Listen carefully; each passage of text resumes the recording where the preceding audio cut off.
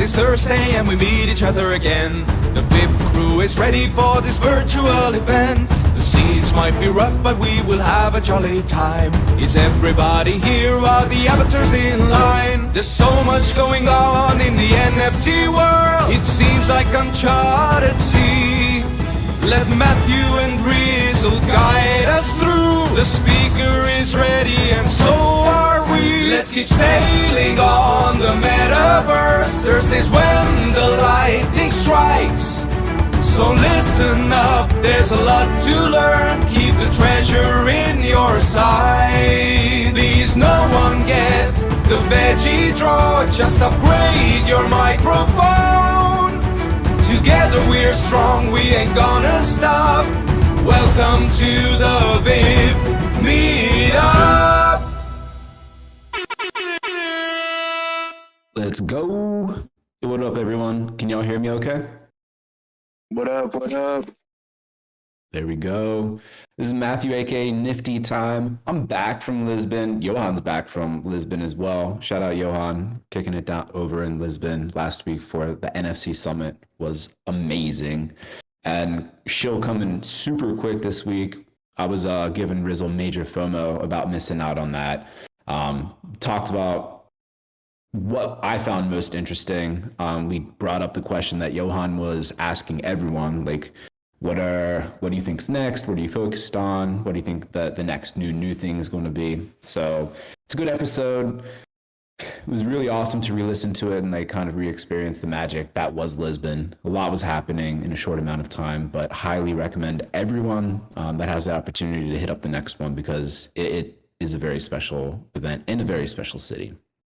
But with that, excited that I don't have to miss the WIP this week. We have the Vipe team taking things over. They were also over at Lisbon. Shout them out.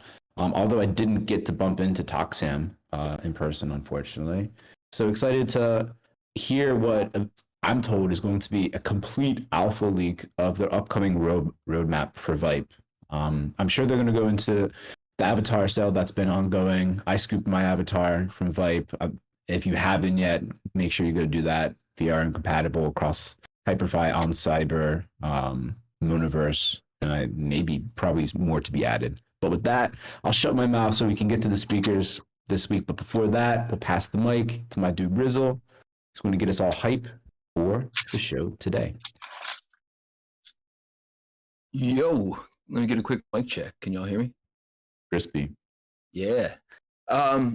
I don't have a ton today. I'm excited to get into it. We got our buddy who we all know and love, Sinks, back in the house to drop some alpha on us. I know a bunch of people here in the WIP are already rocking their Vibe avatars, as am I. If you're in Hyperfi already, it's a pretty seamless change. If you have a Vibe, if you click on the little backpack thingy in the bottom right corner, it should pop up and you can swap into it, unless your name is Easy in Crypto, which maybe he's got a Vibe problem or something, but we're going to sort it out. We got the team up in here, and as you all know, this is like Vipe is part of like Polygonal Minds and Crypto Avatars and Toxam. Like all these people are fam who have been in and out of here like a whole bunch of times and are always doing like super progressive stuff. So they've been in the Metaverse for like what seems like a couple weeks now, partying in all different places. So it's an honor to have them here to give us the alpha on the roadmap before they release it publicly and everything. So really stoked, as always, to have progressive people doing progressive things up in the house. So let's see some basic stuff. Hit show if you have any questions for Sinks or Vipe or anything that they've got going on at SHO in the chat box. He will relay those questions after we're done hearing all the cool stuff. We've also got a guest book, as always. No fancy naming competitions or bells and whistles on it this week, other than another dope Fabiano and Patrizia wearable that they're giving us for free. So I just dropped the link in the chat box. Make sure you sign the guest book. I will try and drop that another time or two throughout the course of the event. But make sure you sign that so you get all the things. And in case you haven't been here in a while, even if you don't want the thing, which you should, sign the guest book anyway, because Vipe is like a great example of someone who hit us up and was like, hey, can we get like the last couple rounds of WIP guest books so we can whitelist y'all for the, I think it was like the second round of minting before it went public and everything. And that actually happened with Rutger Vandertas's project as well. So it never is going to hurt to sign the guest book and make sure we got your information so that when people come around and want to, you know, give us cool stuff, we can extend that to y'all. So sign the thing, get the stuff. Let's see. I don't have a ton this week. So I got a couple things. We're going to get a recorded message from Paradox up in here in just a second here before I wrap up. And then we're going to toss it over to Sinks to get this thing rolling. So my little public service announcement here. The WIP is we're like Metaverse public broadcasting or something. So if you donate to the WIP Meetup.eth, it will get chopped up amongst the crew. We are all volunteers, and we do this because we love this stuff. And we're out here every week trying to, show off the good stuff. But we are very poor, so send us all your money.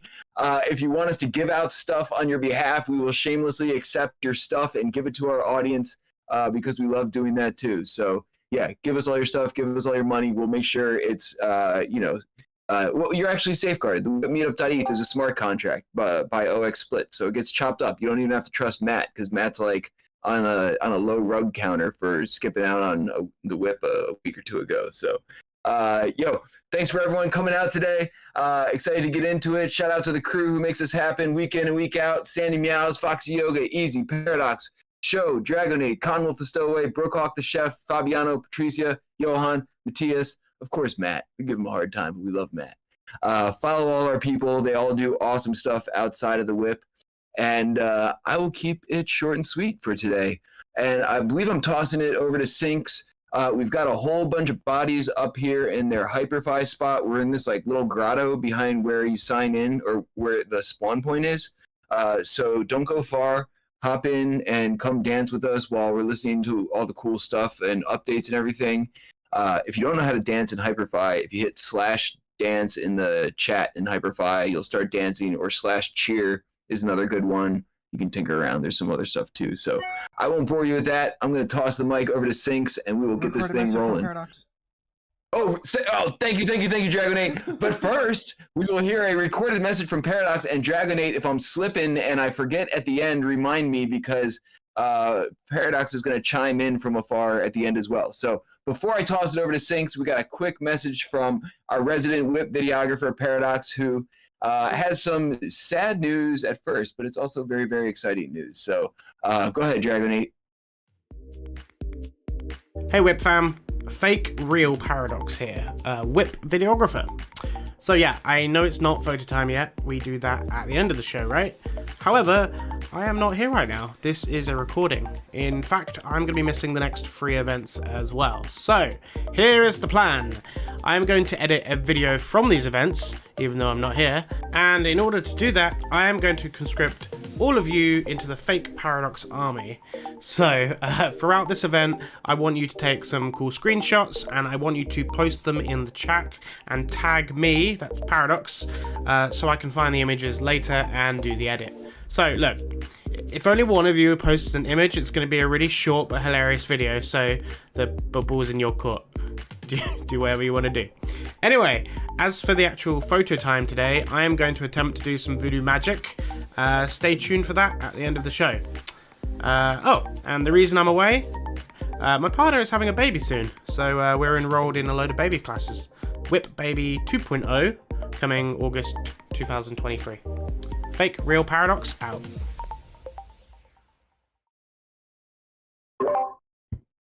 Yo, thank you so much, Dragonade, for reminding me. I actually left it in my notes, but I always manage to leave one thing out. Everybody's growing up, right? WIP Baby 2.0. So we got to raise these Metaverse children properly. Thank you, Ballistic Banana. So Paradox isn't here to make the weekly video mashup, but let's do him a favor here and take some cool snapshots from people in the world. Post them in the chat here, tag Paradox, and we'll hear another little snippet from him at the end during photo time, which I actually have not heard yet. Dragonate is in the no-no, and he knows. So with that, I think I got everything. Now I will pass the mic over to Sinks. Hello, guys. Can you hear me well? Yes, sir. Sounds great. Awesome, awesome. Super happy to be here and having this event finally. I'm super happy to be able to tell everybody what the roadmap for Vipe is. And I'm super happy seeing a lot of people using the Vipe Heroes already here in our HyperFi world. It's super cool. And oh man, I don't even know how to start. So basically, what I got is I got in front of me the list of everything that we want to be releasing throughout the next, I want to say like 6 months or so, and there's tons of really big uh, tools that we've been developing for quite a while. And I also want to say that all the dates that I got, they're fairly conservative. Like we don't want to put too much stress on our developers. So some of them might come earlier than I say today. And I'm just gonna be telling you all about all the tools, all the features, and everything that we're going to be launching. And that's all going to be in here in voice. And I guess maybe I'm not sure if we're gonna put it public for everybody on text in just a couple of hours. Maybe we'll wait for tomorrow, something like that. I'm not sure. But if you're here, you're the first ones that are going to hear about all these news. I don't know. Maybe it will be, guys. Do you think it will be good to give a bit of an intro of what Vipe and the Vipe Heroes is just before getting into the roadmap? Yeah, why don't you give us like the brief overview? I think the majority of our audience has either been here when you've been here in the past or is a Vipe owner dancing right now in there, but I'm sure there's also a handful of people in there who aren't super familiar with it. So yeah, if you want to give us like the brief rundown before diving into the roadmap, that would be great. Okay. Yeah. That's true. Like almost everybody that I see here, I've already met in the metaverse, and we've talked even one on one. So it's not like it's completely new for almost everybody or anything. But real quick, Vibe stands for Virtual Persona. It's our digital identity platform. This is using the technology that we've been developing for 3 years at Crypto Avatars, and there are so many tools that we're going to be releasing this year that I'm going to be announcing today. And at Vibe, you basically, it's about finding your digital identity, the one that you want to represent yourself with in the metaverse, and get the most out of it. So that means it's not only, hey, here's this avatar, I'm going to get it, that's it, but we're also going to have a ton of tools to customize your avatar, to use it in different ways, understand how to go from the avatar page into the metaverse and all the games that are supporting this. All of the avatars that are in our platform are VRMs. That's a file format that is becoming the standard for metaverse platforms to support, just because we believe it's the best one for avatars. And every single NFT in our site is one of those. So you get the NFT, you get access to that file, and you get to use it in so many places. Like for example, right now we're on the HyperFi world of Vibe, and if you own one of the avatars that are in our site and you're connected to HyperFi, they should appear in the backpack icon. If you open it, you'll find the NFTs that contain a PRM avatar. So that's how we envision all the platforms are going to be enabling people to use their identity. And what else? We just launched on the 1st of June. We launched with the marketplace and also the minting of the Vipe Heroes. The Vipe Heroes is our newest collection. This is 5,000 avatars, and people have been spending a lot of time trying to find the one that they like, because instead of just minting and finding out what you got, since this is digital identity and it's meant for you to actually use it and like it a lot, represent yourself with it, people have been re-rolling. And if you don't know what re-rolling is, you just need to go to vibe.io and you'll find that real quick.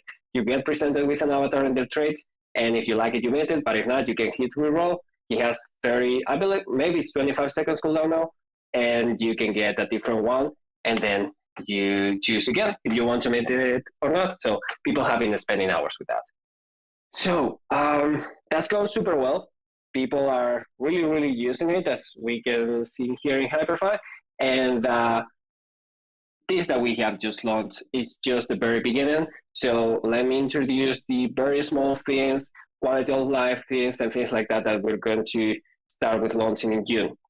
So first thing that we're going to be doing in June, of course, we're stabilizing the site. We're going to make it so that there's less bugs and it works better. We're going to be adding a favorite system, notification systems, and an earnings feature so that you see how well you're doing and so on. So we're doing that. That's basically quality of life. Another thing that we're rolling out also this month, really, it's an integration iframe. So that's, if you don't know what it is basically a very easy way for Metaverse platforms to grab a bunch of code from us and make it so that whenever you get in there, you can basically connect to Vipe and you get access to your avatars, right? So it's basically a way, an integration for Metaverse platforms to integrate with us so that you get access to your avatars right away when you connect your wallet. On top of that, also in June, the Polygonal Mind team is doing basically running the whole Pride event in Decentraland, and we're making some avatars in there. So some of the avatars that we're making for that are also going to be available on our site. So yeah, that's another small thing that we're adding to Vipe on June. So I mean, June, it's almost, we're literally on the middle of June, so it's just these 2 weeks. So let me just get to July, because there's actually something that, there's two things that I really like about July. Let me think, what should I say first? Maybe is that, given that we've seen that a lot of people are liking rerolling a lot, they've been rerolling a lot, we're going to be doing something similar again. And in this case, it's going to be about environments, GLB environments, instead of the avatars. And don't expect the NFT a new collection. What we're actually going to be doing is allow you to reroll through basically rooms or houses, homes for the Vipe heroes. And they're also going to be having traits. So every single one of them is going to be unique.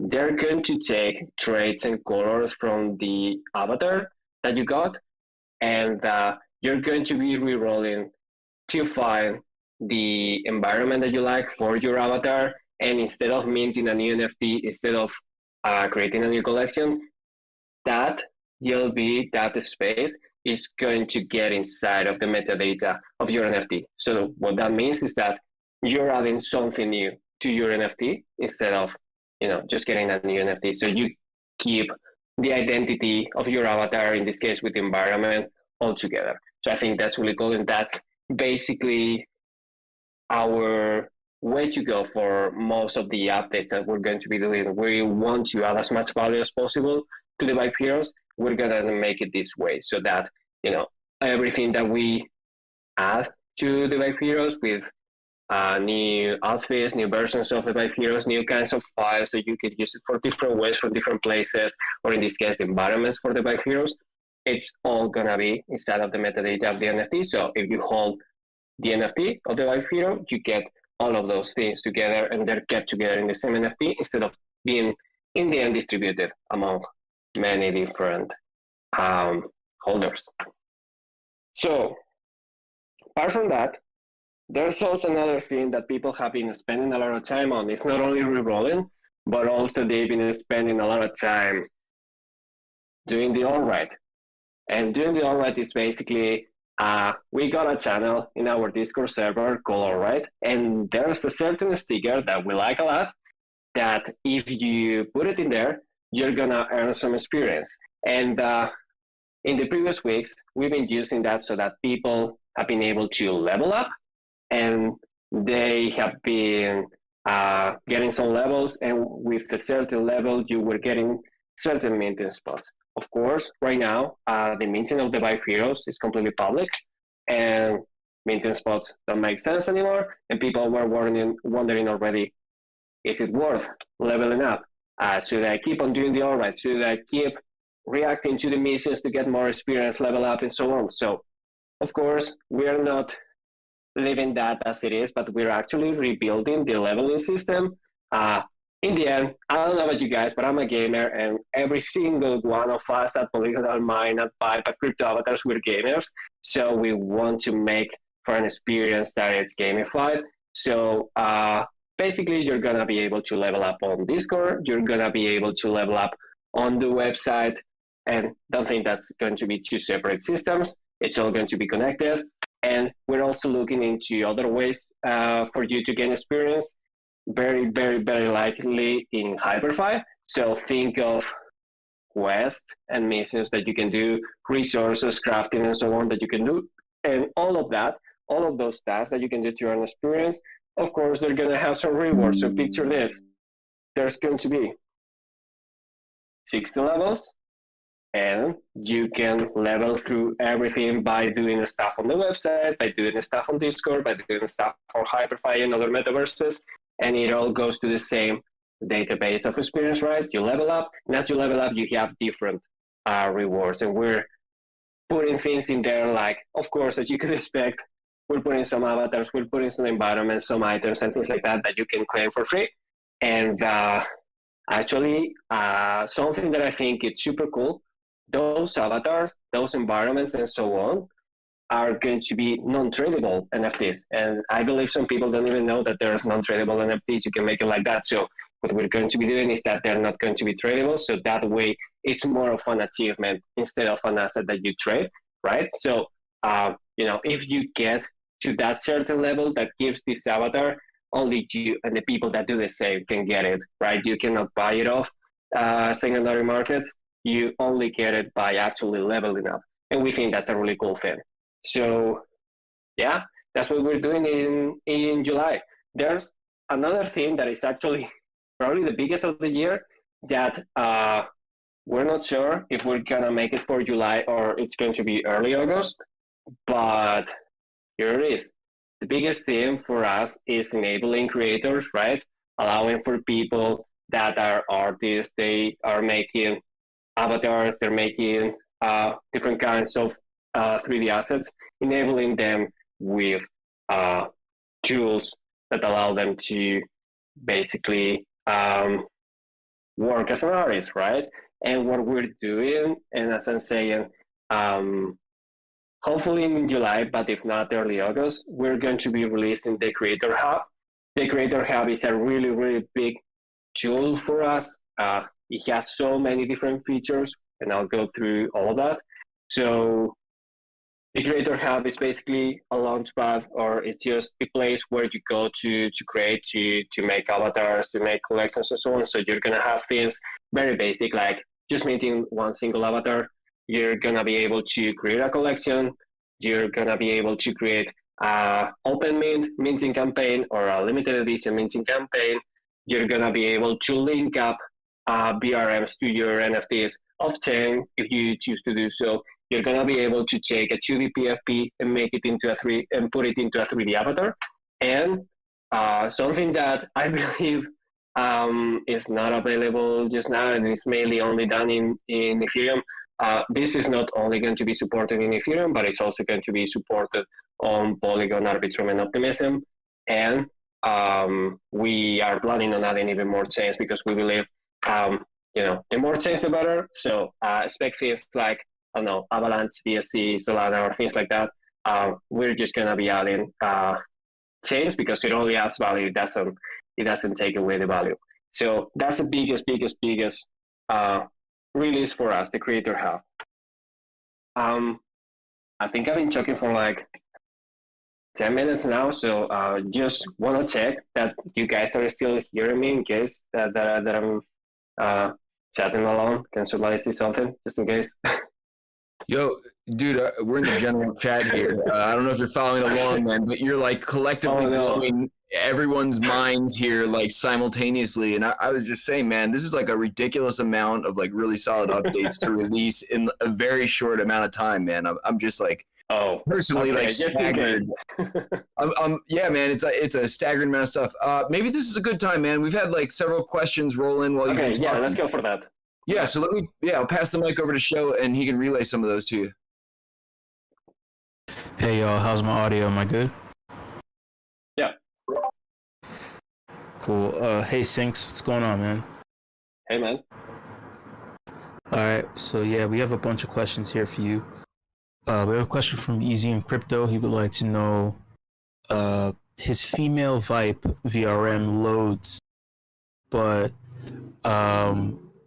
his other VRM that he wants to use gets an invalid VRM message in Hyperfy. Is there any way to fix it? Interesting. So I've been testing with mine from the backpack, and it's worked just fine, like as you would expect. You just click on the NFT and then you equip it. So I'm curious to.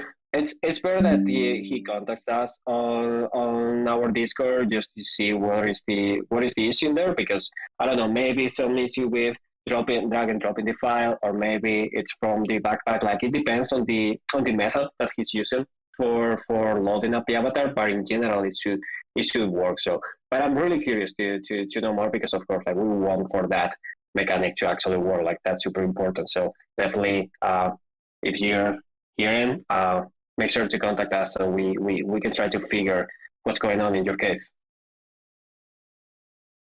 That's awesome. We have a question from Ballistic Banana. They would like to know, is it possible for the Vipe team to see how many re-rolls people have done? And if possible, who's done the most and how many? Oh, so yeah, we actually have a leaderboard ourselves that we can check, and also this Monday, that's when we opened the public meeting. So we made it so that everybody could see their own roles. So what I can tell you is that the top reroller is 17,000 rerolls, which is a lot. That's probably like 30 hours straight or something like that.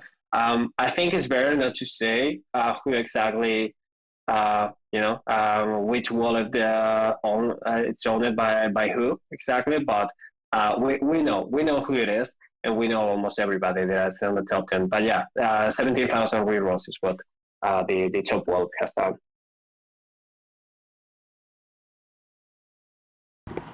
It's cool. We have another question from Matthew. He would like to know, he bought a Vipe Hero before, but how and where can he access the VRM link itself? Okay, so I guess he's talking about the VRM URL, right?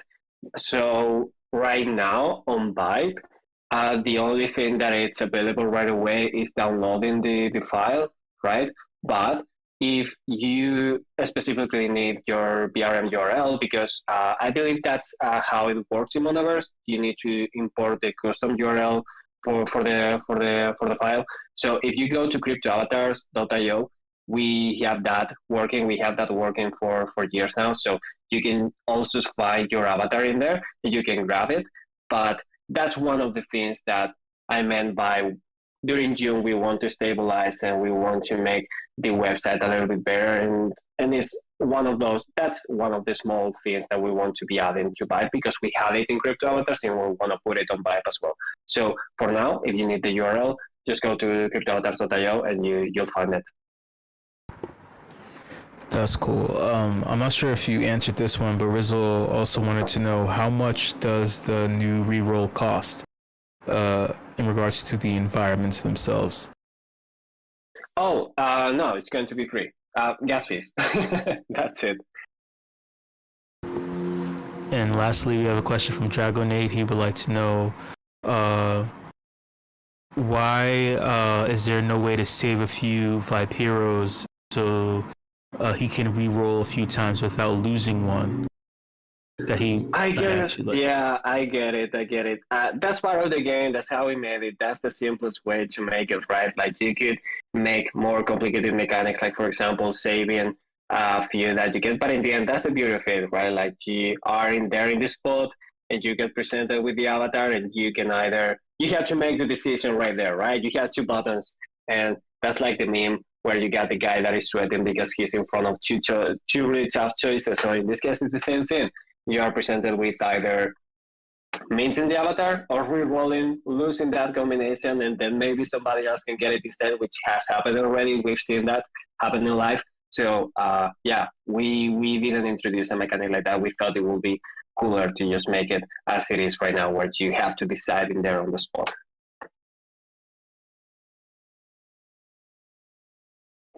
All right.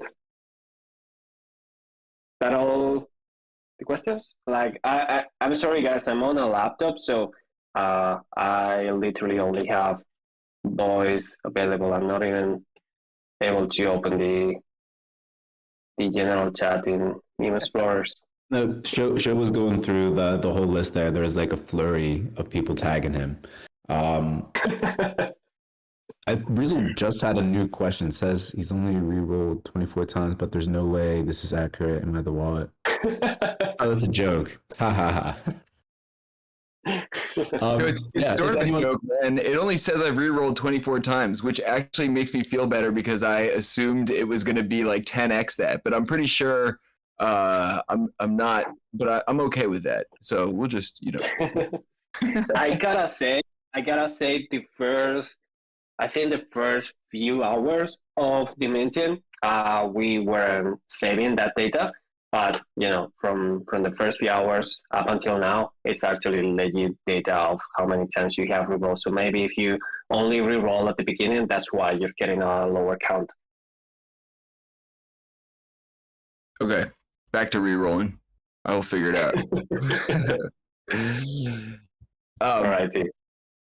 Yo, Sinks, dude, really, really appreciate the updates. Again, man, I'm just like absolutely floored by the number of updates you're pushing out. Oh, I had a question. I got a few more, man. I got a few more. Oh, dude, well, don't let me stop you. I would love to hear them. I had a question that I think got lost in the shuffle. I was curious. You mentioned the notification system that you were going to be incorporating, and I was wondering if you could give an example of like how that plays out in real time. Yeah, I mean, probably the best use case is you get an offer, and with a notification system, you actually know that you're getting an offer on an NFT that you own, right? So that kind of thing. Just you just sold an item, you just got an offer on an item with all the leveling system that we want to roll out. So you're gonna have also notifications potentially where you get, hey, you just completed this achievement, or you just got to level 10. Things like that. So that's what it would mean.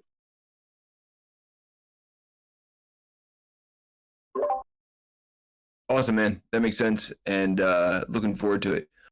You said you had a couple other things, man. If you want to lay them on us, the floor is yours. Yeah.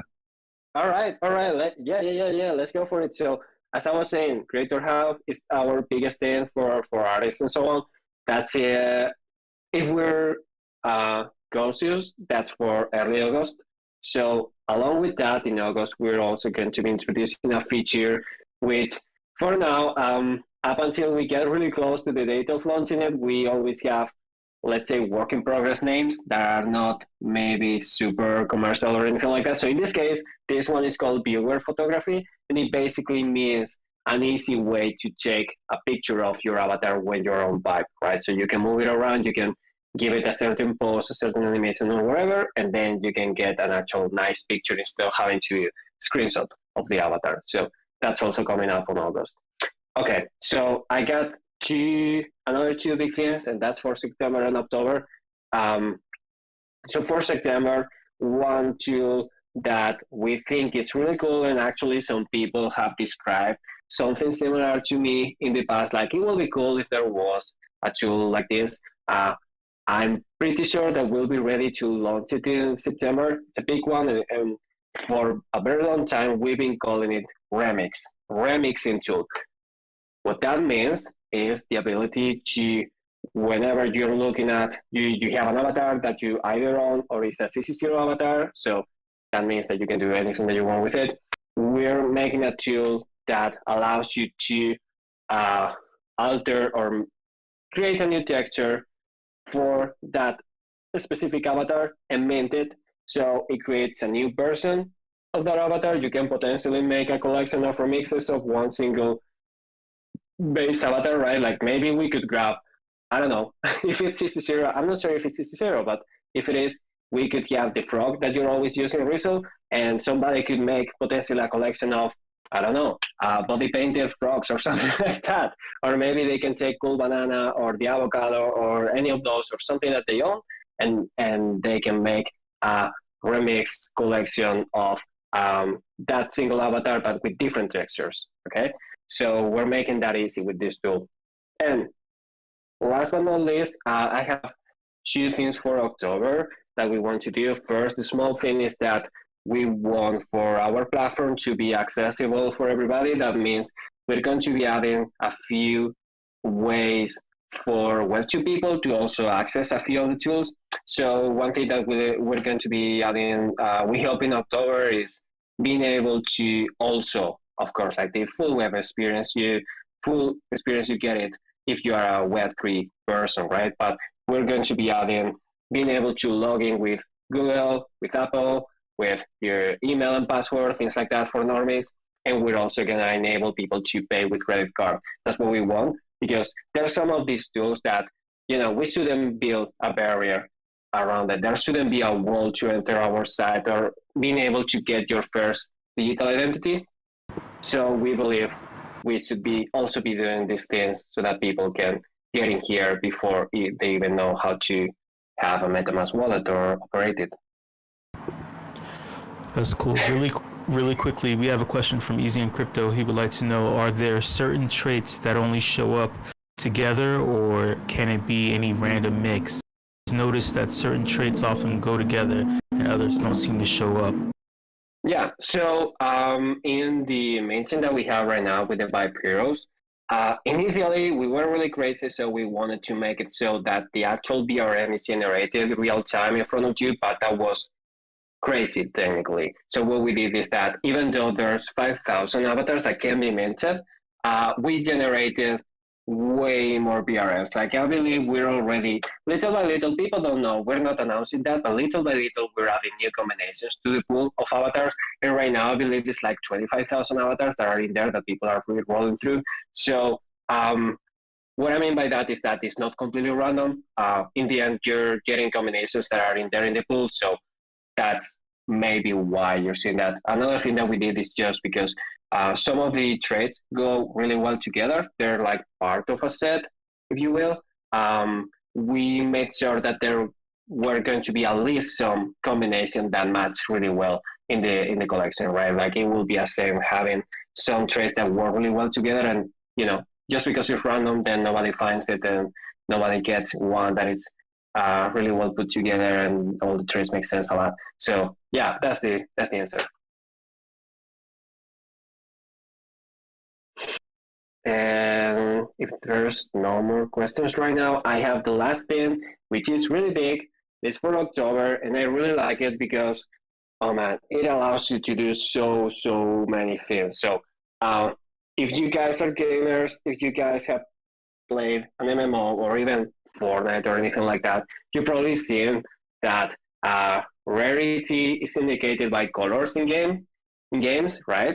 And it usually goes from either gray or white to like orange or yellow or red or something like that, right? And there's a whole bunch of colors that represent rarity, and they always go in the same order, right? Like, it's usually gray, and then there's white, then there's green, blue, purple, and orange, right? If you have played some games, you probably are very familiar with that. And you've probably noticed that in the Vipe Heroes minting, the traits are all blue, then purple, then orange, then yellow. So it's not that we made a mistake in there. That's actually on purpose. So there's another tool that we're rolling out in October, and we're calling it My Vibe. And that's for those rarities, the ones that are green, white, gray, and so on. So there's going to be a tool for basically building your own avatar. So picture something like an avatar builder where you have the base model, and that's the Vibe model. But then there's going to be a set of new traits that people can create and combine them together to generate avatar that they like with the combination that they like, and just mint it we're gonna either make it free or make it like really, really cheap. But that's the tool that we're envisioning, so that people that have no avatar, or maybe it's the first time in crypto, maybe they don't even know what crypto is. We want to make it super easy to make an avatar yourself, and it's going to look something like that. And of course, this is going to be a separate collection. It should be understood as something less rare because the supply is potentially infinite. So it's just a tool for building your avatar. If you want to mint it, you mint it. If not, if you want to save it, you just save it. And we're gonna enable all that so that people that don't necessarily want to do a whole avatar, they can create just a part of an avatar, which would be a wearable or a haircut or some accessory. They can create it, they can mint it, some other people can buy it from there, or just the artist can use it. They can create an avatar from there. So that's going to enable so many people that don't necessarily need to know how to create a full avatar to also participate in there and get their unique style in our site. So yeah, that's all I got. There's a lot in there, and the team is going to be working super hard on getting all those things in time. So yeah, that's what we're planning from today to October. Bunch of different tools for you guys to be able to, again, find your digital identity, customize it, play around with it, understand how you can use it, and hopefully you're gonna enjoy your time in our site. You're gonna level, and you're gonna get some rewards as well. So yeah, that's the roadmap, guys.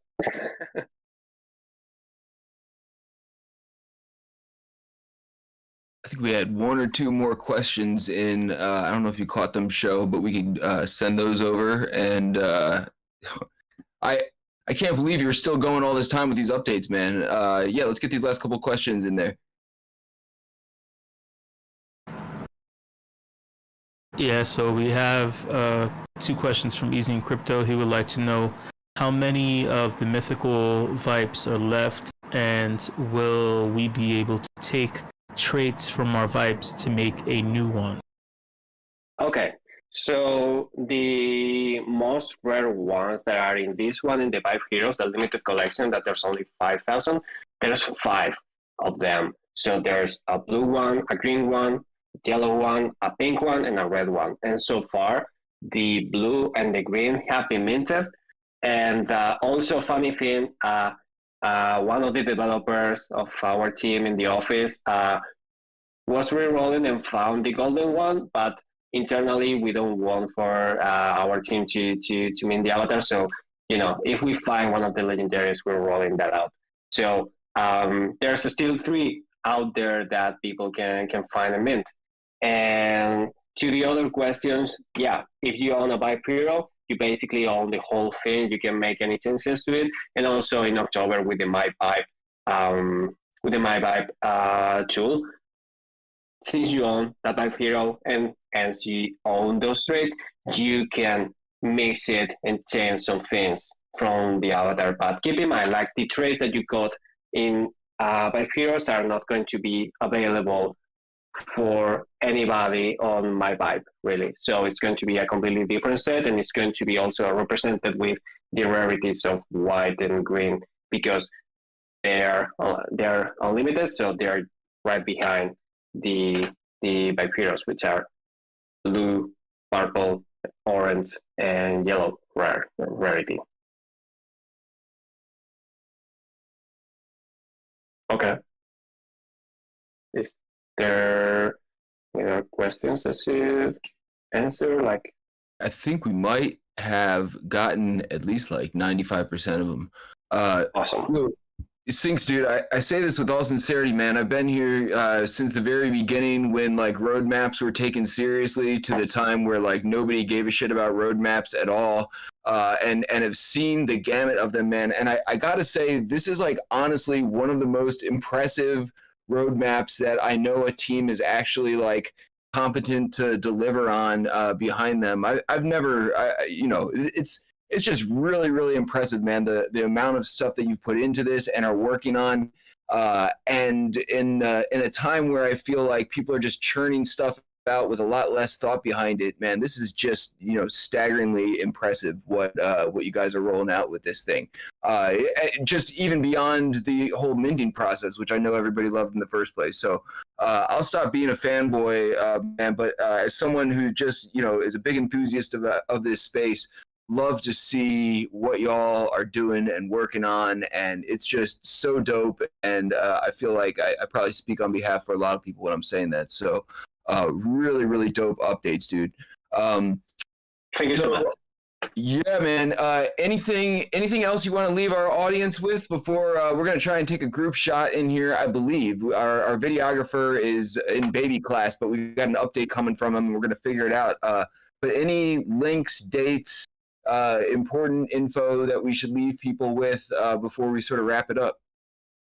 Oh man, I said so many things already. As you see, guys, like keep in mind, we try to be really conservative with the dates and everything that we say. So everything that I'm talking about, we're super confident that we're going to be delivering. So it's not like we're gonna be offering the moon and then there's no moon, right? So we're very careful with that. In the end, we're a serious creative studio that has been developing stuff for 8 years now. It's just that this is our biggest internal product. We're super hyped that we're finally here. Like the idea with making a platform for avatars started almost like 4 years ago, and it's finally gone to fruition just 2 weeks ago. And we have so many ideas and so many tools ready and so many things that we want to do, because we believe that it's super important that everybody gets to find the avatar that they're in love with.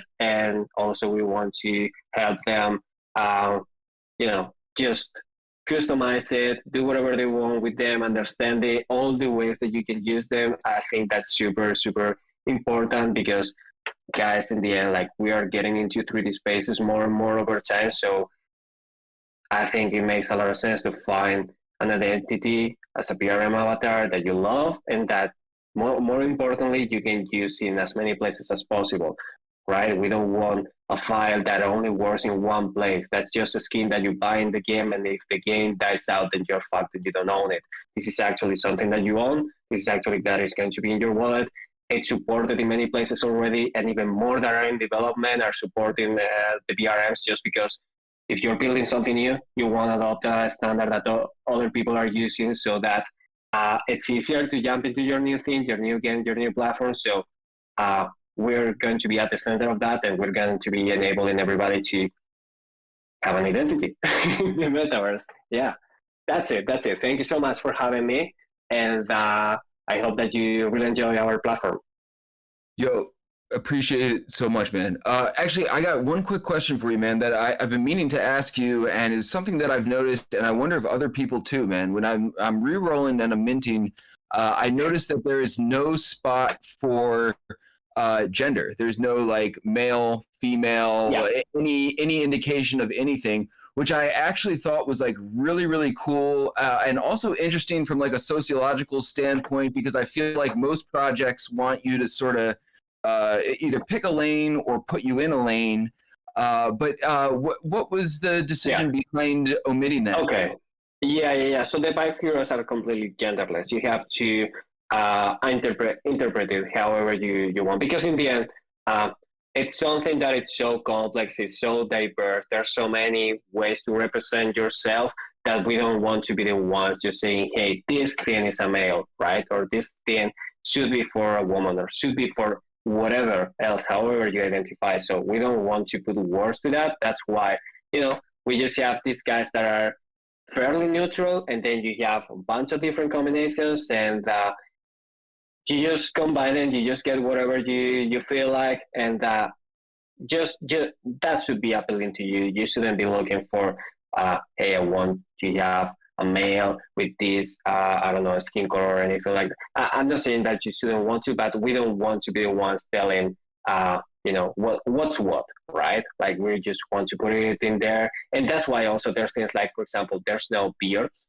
right? Because that will be something really, really, really defining. So that's why we wanted to make it as neutral as possible. And look, however, everybody can interpret it however they want. So that's our approach. I think we believe that's better in the long run to do something like this. Yeah, dude, I noticed that and thought it was very clever to just not even address that at all and just leave it out and let people interpret it their own way and everything. Yeah, diversity, nicely done. Yeah, not only the genders, but also if people haven't noticed already, there's several skin colors, but that's not part of the rarity of the actual NFT. Like that's also on purpose. We didn't want for a certain skin color to be more rare, more exclusive, or whatever, or appear more. That's not in the calculations, if you will. So yeah, that too.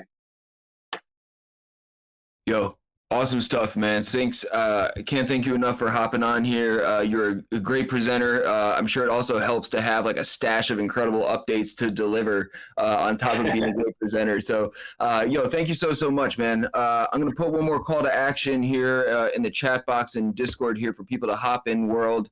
And I'm going to pass the mic over to Dragonate, who I believe is going to play Paradox's videographer theme song for us to get together for a group shot, but then Paradox has got a recorded message or something like that, I believe, giving us some instructions. So Dragonate is more in the loop than I am. So take it away, sir.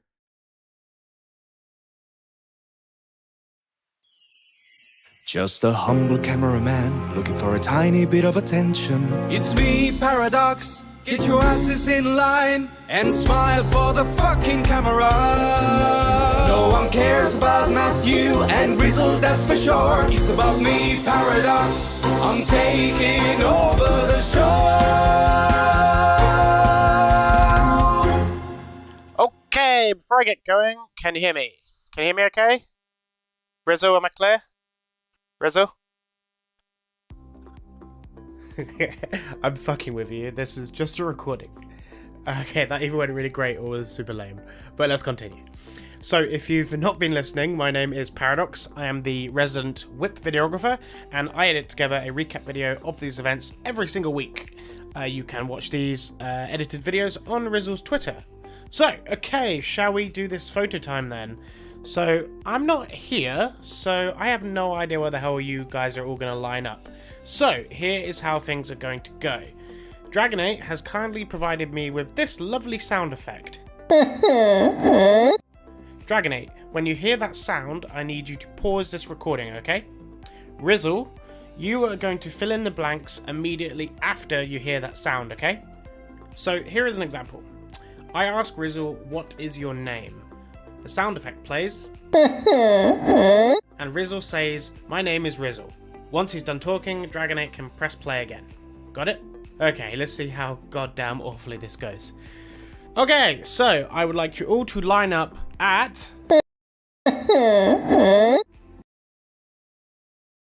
My name is Rizzle? No, I'm just kidding. Maybe up by the DJ stand.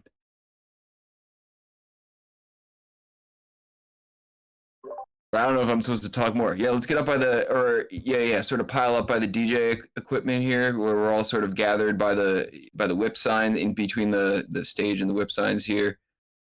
Am I being fake Paradox now? I can't do the accent. Okay, so how did that go? Did Rizzle or Dragonate fuck it up for everybody? Does everybody know where they're going for this photo shoot? Just to be safe, Rizzle wants you to line up at... Okay. At the DJ equipment, in between the WIP signs and under the banner, and like press /dance to dance. Is Paradox gonna chime in and like curse at me or something? Okay, cool. Right, let's hope everyone knows where they're going. So here is 30 seconds worth of music to give you time to get into place. Here we go.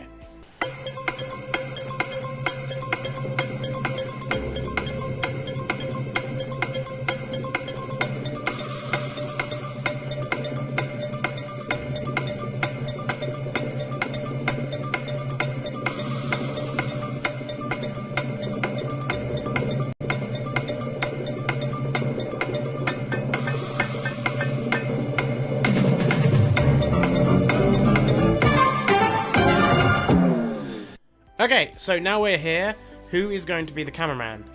They just need to take a couple of shots, a couple of screenshots, that's it. Okay, here we go.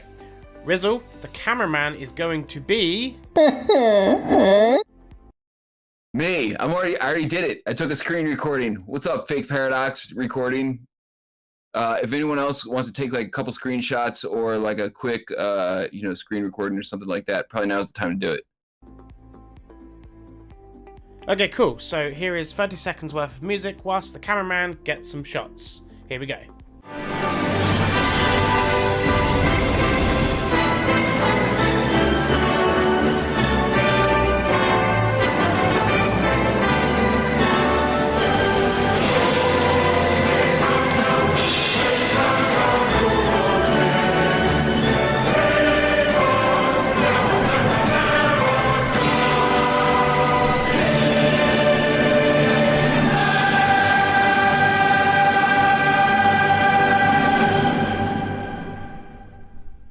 Okay, thank you, cameraman. So, that either went really, really well, or it sucked beyond belief. We'll see. I'll watch the stream later. Cool. Anyway, that's everything from me today. Real Fake Paradox out. Cheers. Yo, that actually went pretty smooth. Plus, when Paradox is not here and like giving us directives, we get to make fun of him at the same time for not being here. No, I'm just kidding. Yo, shout out to Paradox. Paradox was actually like sort of heartbroken that he was going to miss the next few whips. And then I asked him why. He's like, yeah, I have my like baby training classes. And I was like, dude, how dare you miss the whip for your firstborn child? Like, what is wrong with you? Even Matt tried to not miss the whip for his firstborn child, but he ended up, having to do baby things for Whip Baby 1.0. So, shout out Paradox for bringing on board the next edition of the Metaverse fam, or at least getting trained to. That's probably a good thing. Thanks for everybody for coming out. Sinks, once again, thank you for a killer presentation. The whole Vipe crew for putting together something awesome for all of us super fans in the space who are so starving for awesome stuff. This has been just wonderful in that regard, man. Everybody, thank you so much. I think that's just about everything today. I'm going to pass the mic over to Matt real quick, and then we'll kick it over to Show for the Afties. I'm gonna just like pass it right over to Show. This is banging. I can't believe the number of updates like that everyone was saying that Vipe has up their sleeve and in the pipeline. Absolutely insane. Really excited for it. Big shout out for all the questions, hard questions that were answered. And with that, let's cue up that theme music for the Afties with Show. Tick tock, motherfucker! Wait, is this thing on?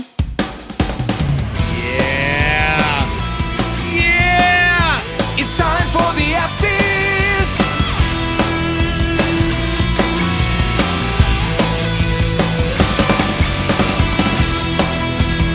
Hot takes, opinions, thoughts. Let's go. Whip fam, how's my audio? Am I 2x2 or 5x5? What's up? 2D5. Awesome. Look, y'all. Tuesday was supposed to be huge. It was supposed to be a lot of shit going on. The House Financial Services Committee was supposed to have a hearing in regards to the bill that they're drafting that's supposed to be released either by the end of this month or next month in regards to regulatory clarity and framework, which should be a plus, finally. But the issue is that the SEC continues to keep suing people and doing all sorts of dumbass shit. Tuesday, the SEC was supposed to respond to a writ of mandamus that was filed by Coinbase that was preemptive. It was before they actually sued them last week, and they had a court order of that they were supposed to respond to on Tuesday, basically saying, hey, what the fuck is this? And also, when are you gonna give us some information about what crypto is? And the SEC was like, no, fuck you. We're not pressured to say or do anything, and we don't give a fuck. Pardon my curse words, those aren't my curse words, those are their curse words, because that's what it feels like. And, I guess the biggest non-thing, unfortunately, were the Hyman emails. Hyman was a former chairman of the SEC before Gensler and Jay Clayton. This is the guy who basically said that Ethereum and Bitcoin are not securities, but never said anything about anything else. Ripple and XRP, the XRP army that is psychotic, they were like, hey, what about us? And then they were just like, you know, what makes the difference between them and us? And this is what caused all the issues that we're currently dealing with at the moment. That being said, we are going to transition into all of the shenanigans that occurred in regards to the Hyman emails being released. Was it important or was it a big nothing? I'll leave it up to you to decide. Check this out. Actually, hold on. Before I do, let me change my headphones that keep shutting down. Hold on one moment.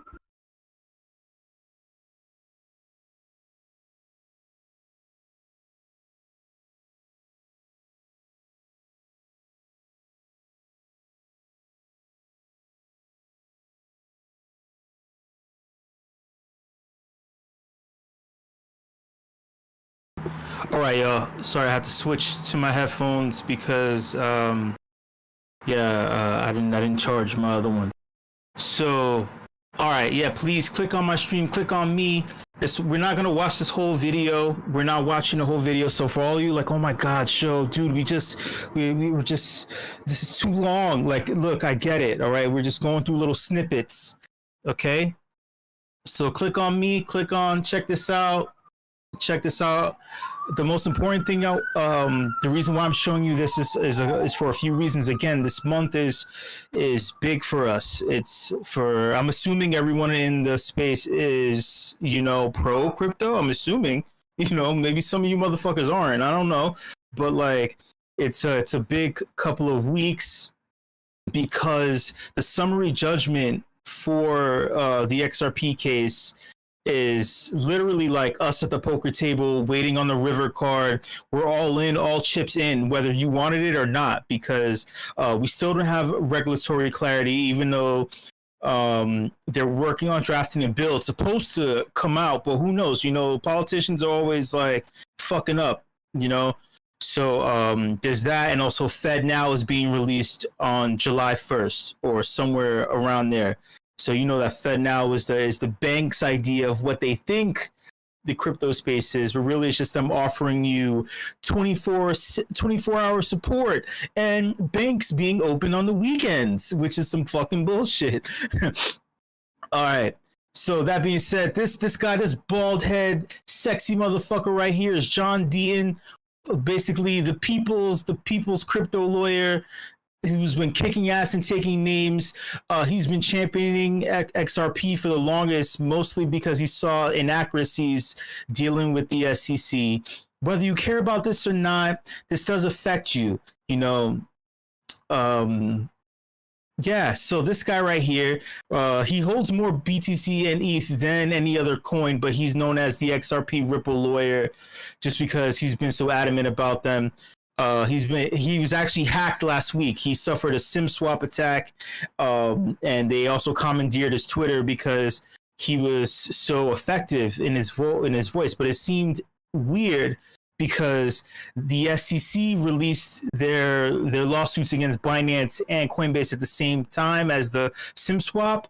So it feels like there's some shenanigans going on. All right, that's enough fucking words. We're gonna jump to certain parts of this video. I'm gonna play a little bit of the beginning, and like I said, I'm not going forever. This isn't going like 30 fucking minutes. All right, I just want to get to the nuts and bolts shit so we can talk about it. All right, let's go. 3, 2, 1. TV. I'm John Deaton, the founder and your host, and today is a very a very special show for everybody. Today is the 5th anniversary of the most, in my opinion, arguably the most infamous speech ever given by a senior director or official from the SEC. Bill Hinman, former director of corporation finance, gave his infamous June 14th, 2018 speech that declared Ethereum, although it started as a security, is no longer a security, very big market moving news. And the emails that were just unsealed, that were fought for 2.5 years, 7 court orders, emails that were going to shock us or that were well worth it, all of those things got released. We're here to talk about it. And my first thoughts are this. The emails have been described by some as a nothing burger. They've been described as some as pure proof of corruption and all of this. The reality is it depends on your perspective, right? If you were anti-Ripple, anti-XRP, it's a nothing burger. If in fact you are an XRP holder, it's validation of everything that you knew was transpiring behind the scenes sort of got validated. I will believe it's validation. I do believe that because Crypto Law put a video library out together that kind of documented all these events, and we demonstrated what we believed was taking place behind the scenes. And in fact, these emails, these speech drafts absolutely prove that. All right, so basically what he's talking about is this. This year, we've been getting our asses kicked. We, as in the pro crypto community, we've been getting our asses kicked by the SEC. You know, they've been doing crazy enforcement actions.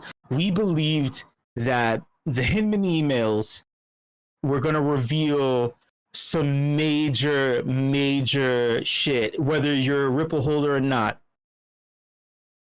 They were released, and it was a lot of soft information that we already kind of knew. All it revealed was that, let me make sure I phrase this properly. Hinman, the SEC chair, 2 chairs ago, said that ETH wasn't a security, and he said it's sufficiently decentralized. That confused everyone. In the SEC, multiple people said, hey, they made comments. They wrote shit to him. They were like, hey, listen, this is causing confusion. We need to be clear about this, what this means. And Hinman ignored it. Gary Gensler said that Hinman was his own person. None of that shit has nothing to do with what the fuck is going on now. And that he wrote all this stuff on his own without any help from anyone. But these notes within this agency, if anyone comments on something, it's considered a draft.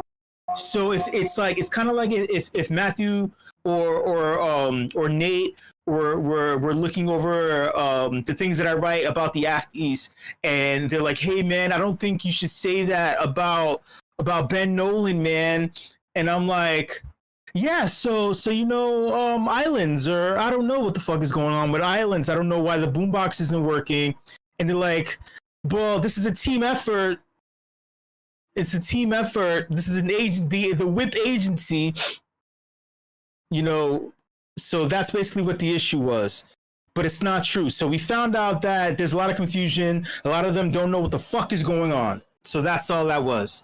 All right. So now, but because of that, all it does is just prove what we already knew. But we needed something big. In the court of public opinion, we weren't getting the big things. We needed something big to offset all of the bullshit that was coming out from Gary Gensler. And since we didn't get that, a lot of people kind of felt like disheartened on Tuesday. Truthfully, they were like, that's it? Are you serious? What the fuck is this? The weird thing is that the SEC put so much effort into trying to hide these emails, and they deleted Hinman's bio on the official SEC website. They went through all this trouble to hide this shit, and it wasn't even a big fucking deal. It's like we knew you're corrupt, but you're trying to you were overcompensating, and then when it released, everyone was like, okay, like, all right, we know that you guys are like incompetent. We know that you're not like capable of working with your fellow commissioners, and they're like, we knew this. So it kind of felt like a dud. But all it did was put more pressure on this summary judgment from Judge Annalisa Torres It's supposed to come out. We're assuming that, hey, she released this shit, right? She's like, hey, no, these are unsealed because these are exhibits that pertain to the ruling of the case. So they can't be sealed. They can't be hidden. It's released. So we're assuming that, the shit has to come out eventually because she's been taking a really long time on this. Unfortunately, since she's taken so much time, it just allowed Gary Gensler to keep piling on, piling. So we need a big hit. We need a home run that offsets the negative energy that's going on in the court of public opinion, in addition to setting the rules straight. If this summary judgment, even though it doesn't have a lot of precedent, meaning it won't be used in a bunch of other court cases, because it has to go to the Third Circuit, it has to go higher up, it has to go to Supreme Court in order for it to have federal sway over what crypto is in America. It may still be pointed to as something that could be referenced, but we just need a win. We just need a win in order for things to keep going. Anyway, sorry, keep going. Let's keep going. A CoinDesk article just came out discussing XRP holders and the fight that we've been engaged in for years. I want to set the stage, though, for people to understand this speech. On December 13th, 2017, that's when Hinman met with Consensus and Joe Lubin and, the ETH founders, and he was represented, and Consensus was represented by Jay Clayton's firm, Sullivan and Cromwell. And they got these meetings, and those meetings continued for months and months leading up to the speech. In January, Jay Clayton gave a speech, and he went to Chris Dixon at A16Z, and they discussed what these market participants wanted. And Jay Clayton said, put together a memo and give it to Bill Hinman. And that memo, right, there was more meetings after that, but that memo was dated March 26, 2018 by Perkins Coie. That's the infamous memo there. This working group, which was of ETH investors primarily, put together a memo and gave it to Bill Hinman. 2 days later, they had a meeting about that memo and what they were asking. And that memo, basically, you see it as it appears in the speeches. Basically, TLDR, there were SEC, there were SEC employees, in addition to, obviously, Andreessen Horowitz, and a bunch of other people who were holders of Ethereum, in addition to the SEC meeting with Vitalik. All these people, he's basically saying that there's some foul play, that they were talking behind the scenes in order to prop up Ethereum. They were already investors in Ethereum. So because of that, Hinman delivered his speech that was pretty pro Ethereum at a time where all coins should have been addressed, and it should have been legislation that was pro crypto overall.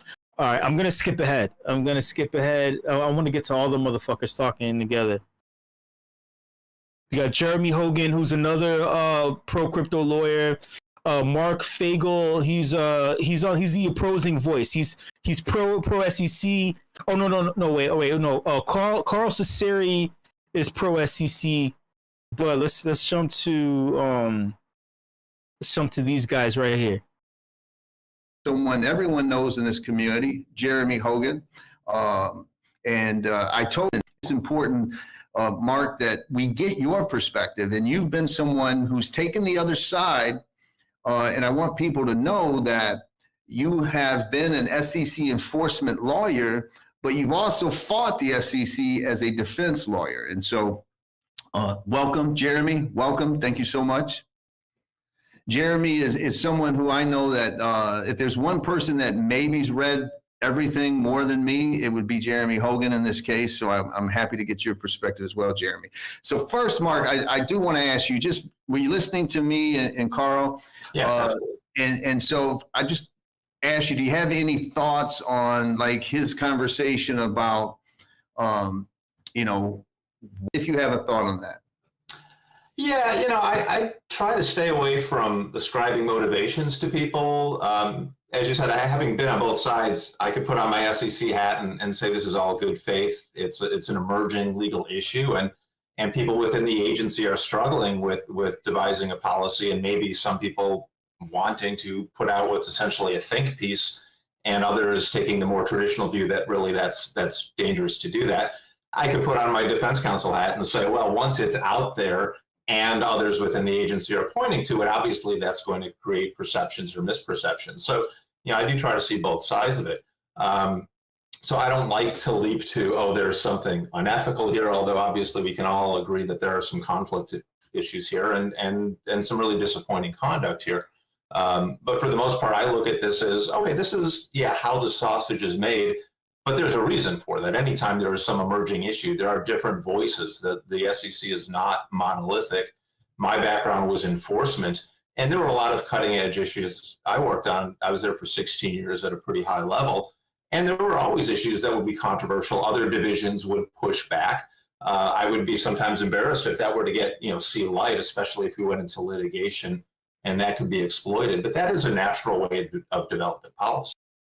Anything you can clarify? Sure. So let's break that into two pieces. On the optics of it, and I agree with you. I think there's been a lot of pushback on Chair Gensler being so reluctant to address ETH in his congressional hearings and so forth, whereas for me, that's the norm. He should not be speaking about any particular asset out there. So that's why the Hinman speech does stand out a little bit. That is not. Okay. You're the SEC chairman, and you can't answer simple questions about something that you supposedly are that's something that's supposedly fall under your purview, even though it legally doesn't fall under your purview, and you're doing all this shit in order to try to audition for the role of being the person who regulates this thing that doesn't fall under your purview, but yet you're not supposed to talk about it, and then it's not even your fucking jurisdiction. Not the SEC's norm to address a particular entity that the SEC may or may not be regulating. Maybe Bitcoin, there's an argument there's something different about that, but that does stand out. In terms of ethical clearance, I gave speeches all the time. Mine were generally different. I have an enforcement background. I would generally be invited to panels and programs to talk about what's the SEC Division of Enforcement doing. Here are all the insider trading cases we brought in the last year. Here are some trends. But the difference between the head of enforcement and the SEC chair is vast. There's levels to this. Specifically, the SEC chairman has literally in whatever being sworn in any legalese that's in some kind of document signed and sealed when they're appointed, your voice, whether written or spoken, I'm making an assumption here because I'm assuming this is a federal agency. Your voice represents the agency itself on multiple levels and platforms. You speaking in front of Congress means that you represent the agency. You speaking to the public means that you represent the agency, that your word is the word of any activities going on at that agency. You're like, if Gary Gensler were to say, oh yeah, so lately we've been using the secret menu at In-N-Out in order to add some flavor to the current marketing rules and regulations that we're doing here at the SEC, everyone is going to assume that they have some kind of deal with In-N-Out Burger, which makes no fucking sense. That's ridiculous, right?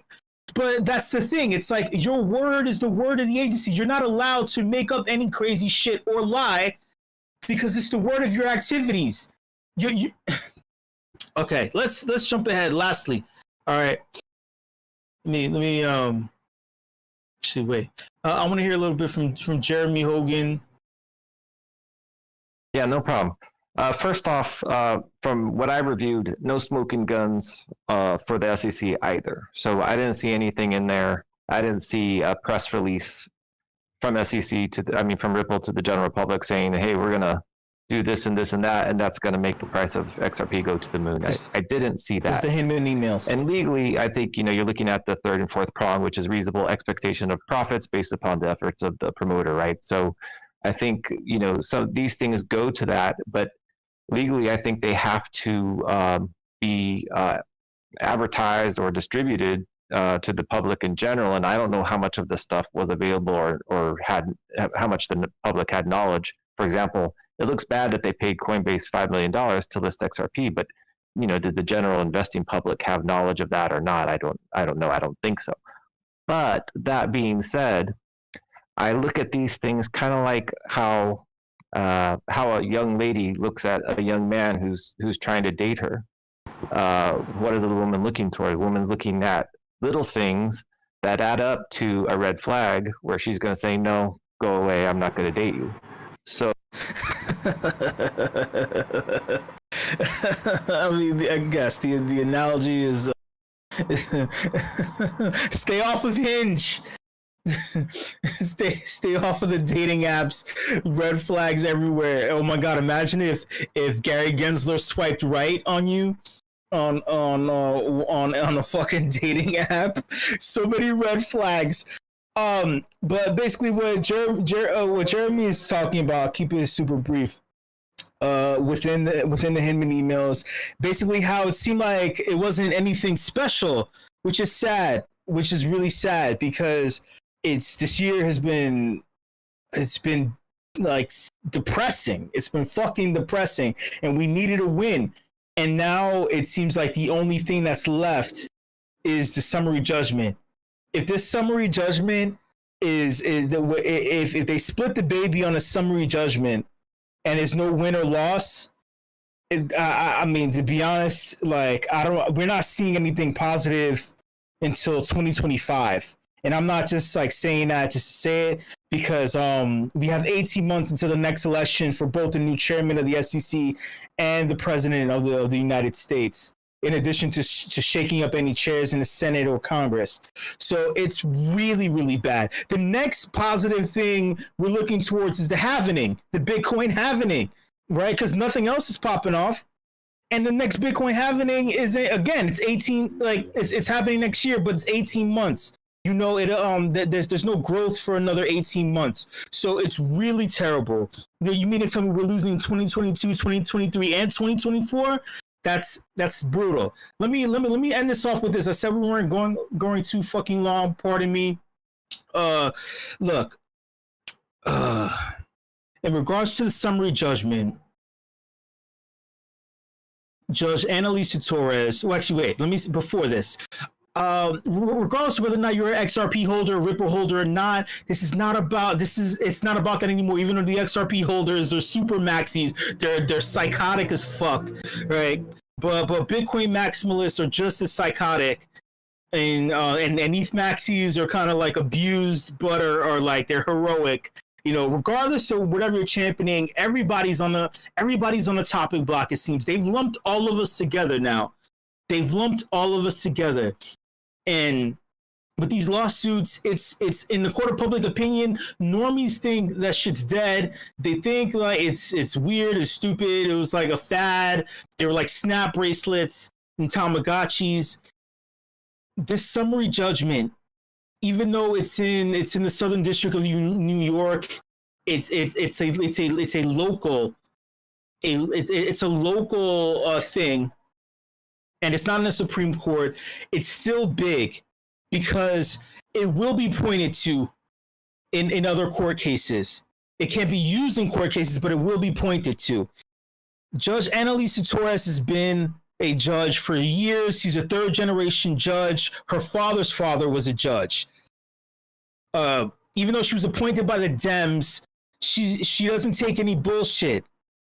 The SEC has been shot down by Judge Netburn, and recently, a brand new judge, 6 months on the block, who was within the same judicial system as Judge Annalisa Torres. There's another judge who's ruling on the Binance SEC case, and she spoke out and she was like, no, we're not freezing U.S. assets. You have no proof that they're commingling customer assets, and the SEC, you're just making this cumbersome and you're making this like intolerable. And she shut them the fuck down, which is a positive.